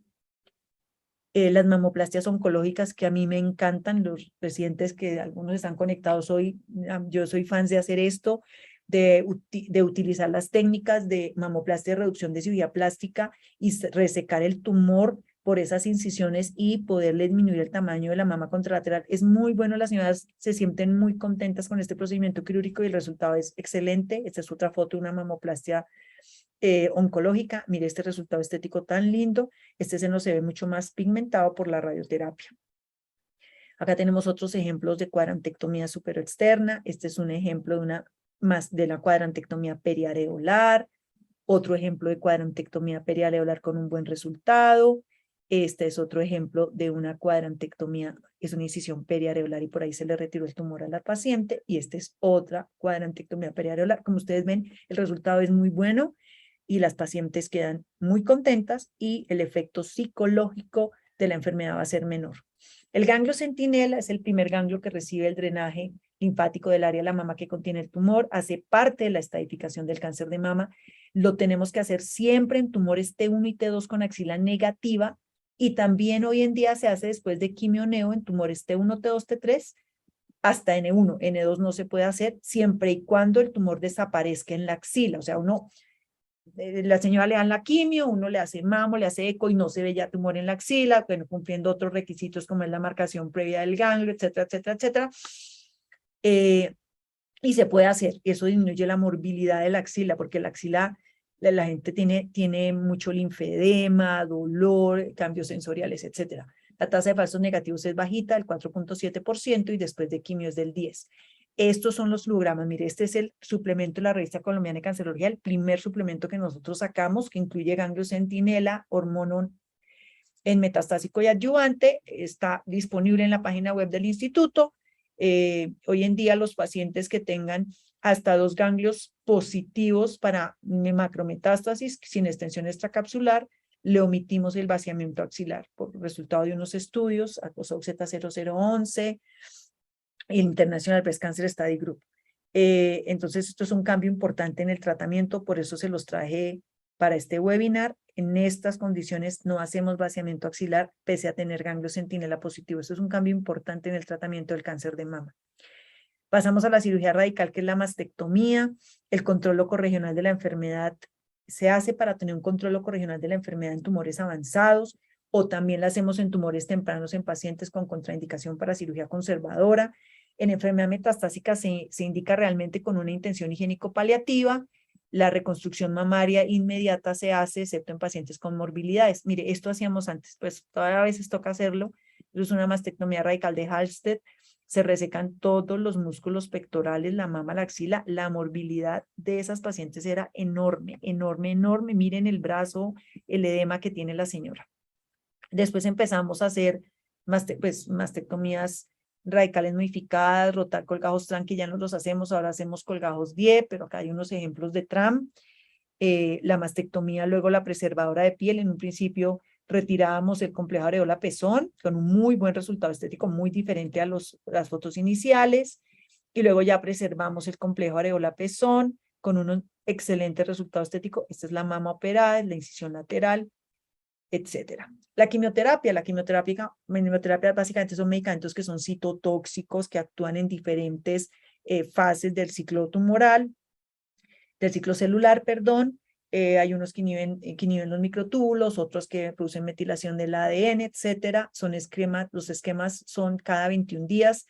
Usualmente es poliquimioterapia porque los ensayos clínicos demuestran que les va mejor al combinarlas. Lo usual en neo y en adyuvancia es dar 8 ciclos, 4 de esquema AC, que es adriamicina, ciclofosfamida, y 4 de taxanos. Hay otros medicamentos como estos para enfermedad metastásica. Esto me parece tan importante, la quimio-neo. La quimio-neo es lo que uno da antes de cirugía. Está indicada siempre en estadios localmente avanzados para disminuir el volumen tumoral y hacerlo inoperable operable, en estadios tempranos para poder realizar cirugías conservadoras cuando la relación seno-tumor es regular. Es ideal y está indicada en tumores de más de 2 centímetros triple negativo o HER2 para lograr obtener respuesta patológica completa, porque eso impacta el pronóstico de la paciente. Eso es súper importante, no todo es operar, hay que evaluar bien la señora. Evalúa la quimiosensibilidad en vivo y el manejo de las micrometástasis. Y la quimio adyuvante es lo que uno da después de cirugía. Está indicada en estadios tempranos en pacientes con riesgo intermedio o alto, con un recurrence score alto en perfiles genómicos, indicada en pacientes con cáncer de mama triple negativo operados de entrada y con enfermedad residual después de haber recibido quimio-neo, en pacientes HER2 con cirugía inicial, y está indicada en mejoría. La quimioterapia lo que hace es mejorar la supervivencia libre de enfermedad y la supervivencia global. Ese es el beneficio de la quimioterapia en mujeres de 50 a 69 años, pues la diferencia es marcada en cuanto a recurrencia y en cuanto a mortalidad por cáncer de mama, que va alrededor de 1/3. Esta diapositiva es para mostrarle algo de perfiles genómicos. Yo creo que ustedes han escuchado hablar del Oncotype, del MamaPrint, la señora con cáncer que la opera y dice, no, es que estoy esperando un estudio que le están haciendo al tumor.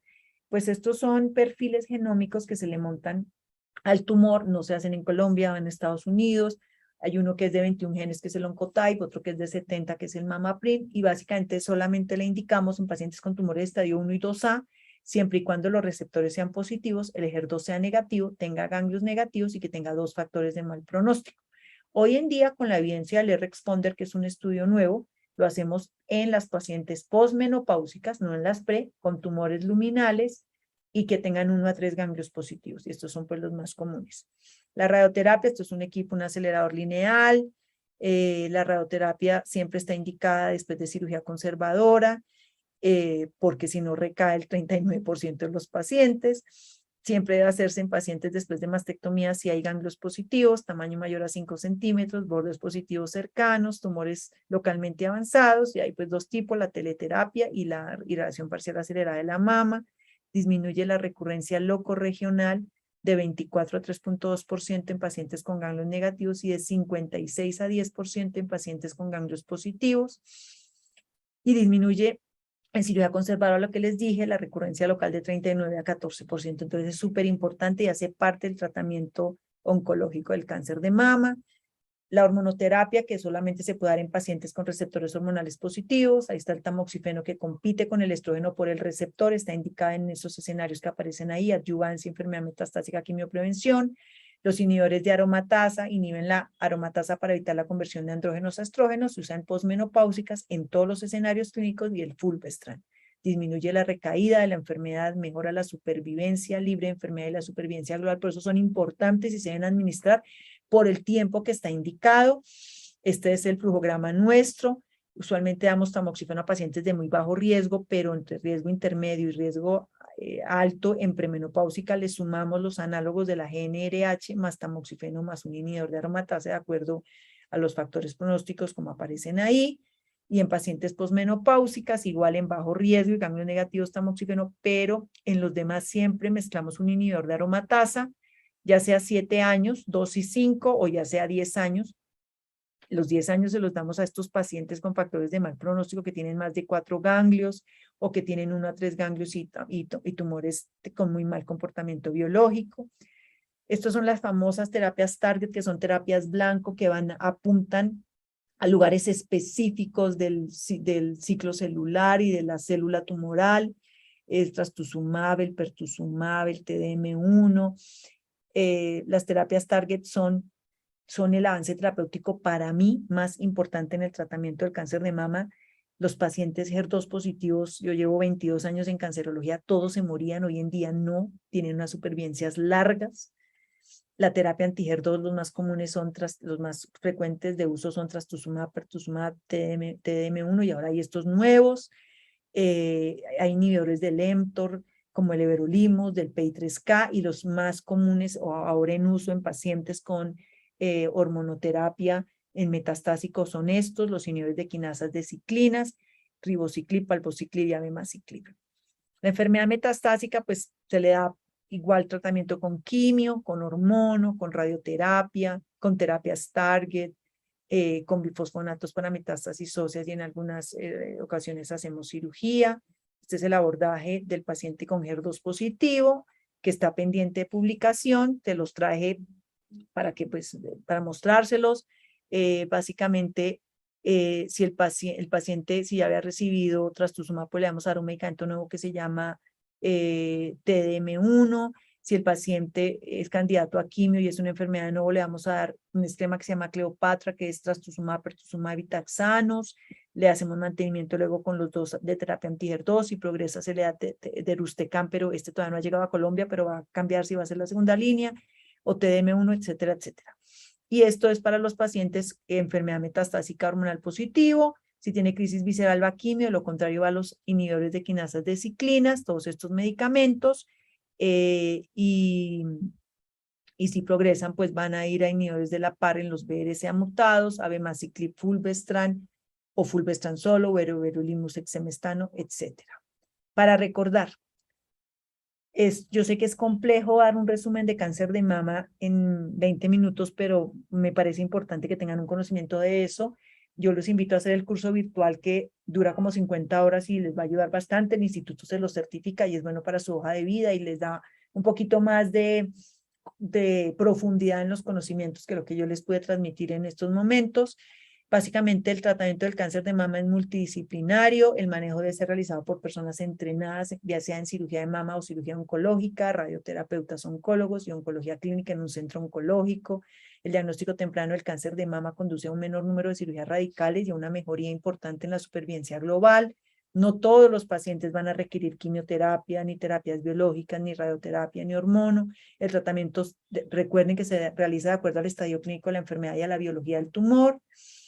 Y pues este es mi mensaje final. Yo creo que se deberían instaurar estrategias de educación en detección temprana en las facultades de medicina y enfermería desde el pregrado, establecer sistemas de control de calidad obligatorios para la mamo y la eco, porque cuando hacía los cursos presenciales con los médicos generales, me contaban todas las desgracias que pasaban con los exámenes y es verdad, hay muy poco radiólogo entrenado bien en imágenes diagnósticas y uno ve unas ecografías que son vergonzosas con equipos que no son y eso también pues altera el diagnóstico clínico del paciente.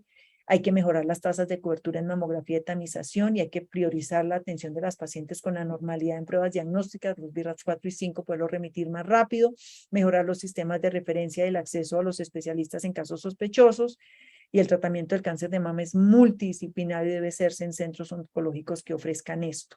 Bueno, muchas gracias por su atención. Voy a mirar qué más preguntas me dejaron sobre cáncer. ¿Cómo enfocar el seguimiento de una paciente con eco mamaria con ganglio intramamario? Nada, el ganglio intramamario es algo benigno, no se le debe hacer nada. Ecografía y control para descartar cáncer inflamatorio. No, mire, si usted tiene una paciente con una mama roja caliente, con esa piel gruesa y la señora no tiene antecedente de cáncer, no tiene antecedente, perdón, de lactancia cercana, esa paciente remítala mejor. Obviamente la celulitis trata de manejarla. Yo le recomiendo para mama usar mejor, le pueden usar dicloxacilina, si no mejora con dicloxacilina, mándenle Clinda por 10 días, pero siempre controlen la paciente. Si esa paciente no mejora, por favor, remítanla. No veo más preguntas ahí. Los invito a hacer el curso virtual. Yo sé que esto estuvo duro. Aquí me escribe alguien que yo quiero mucho. Andrés, muy juicioso, él es un cirujano de mama de Popayán y siempre se conecta a volver a repetir todo lo que él ya sabe.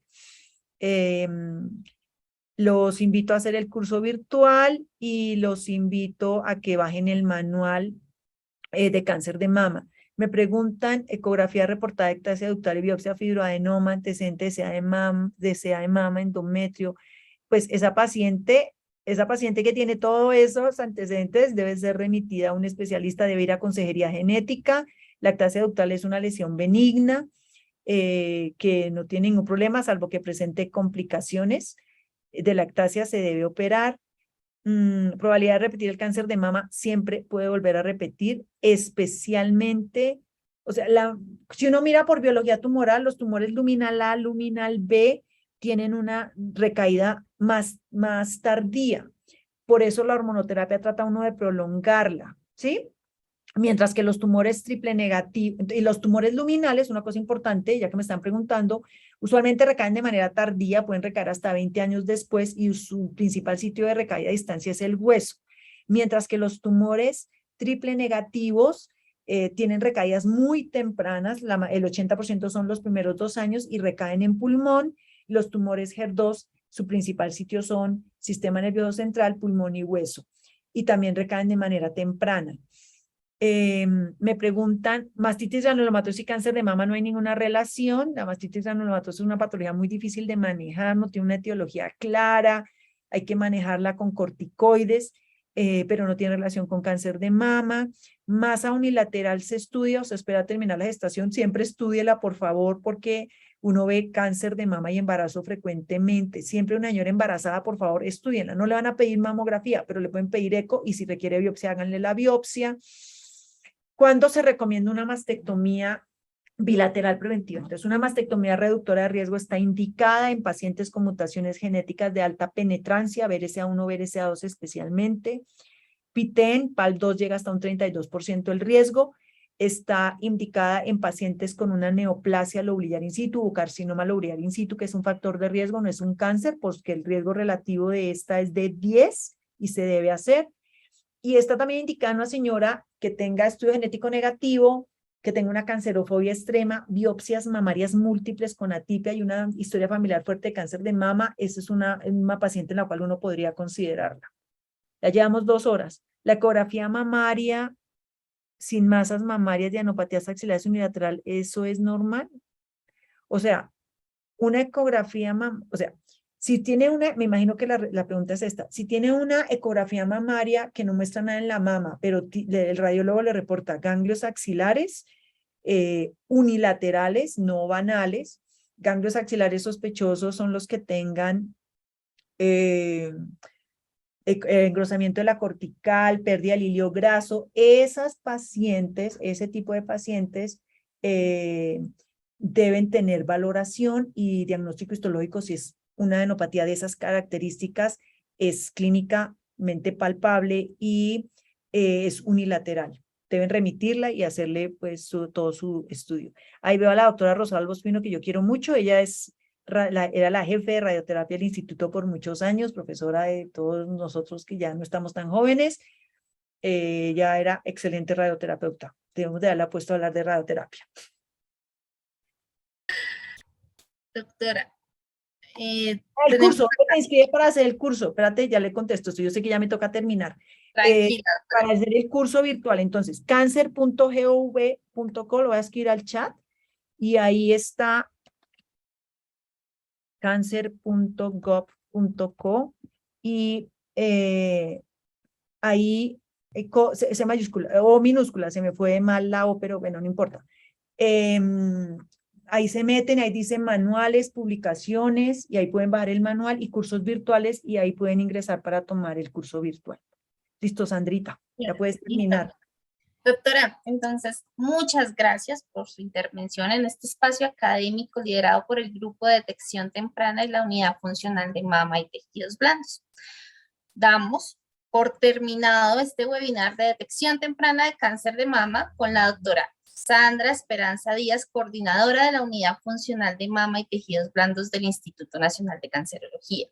Muchas gracias a todos los asistentes. Recuerden, por favor, seguirnos en nuestras redes sociales, en Instagram, en Twitter, en YouTube y en Facebook como @incancerología, en donde podrán encontrar los próximos eventos académicos. Adicionalmente van a poder encontrar también este webinar en nuestro canal de YouTube, que está grabado y va a estar subido en nuestro canal de YouTube. Seguirnos en todas las redes sociales, Twitter, para que conozcan también todo lo que tiene que ver con los artículos de la revista de Cancerología.